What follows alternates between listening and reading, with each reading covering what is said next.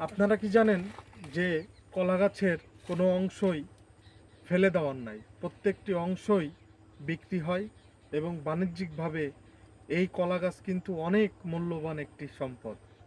তার কারণ বলছি, এই যে আমার সামনে যে মরা কলা গাছটি রয়েছে, এর ভিতরে কিন্তু রয়েছে থোড়। আর এই থোড় কিন্তু বাংলাদেশের বিভিন্ন জেলায়, ঢাকা সহ ট্রাক ট্রাক থোড় যায়, যেগুলো অনেক ভালো দামে বিক্রি হয়।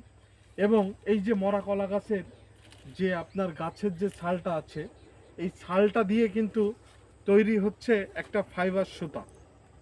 এই সুতা কিন্তু বাংলাদেশ, এই পৃথিবীর বিভিন্ন প্রান্তে, চীন সহ বিভিন্ন প্রান্তে এই সুতার অনেক দাম, অনেক ডিমান্ড।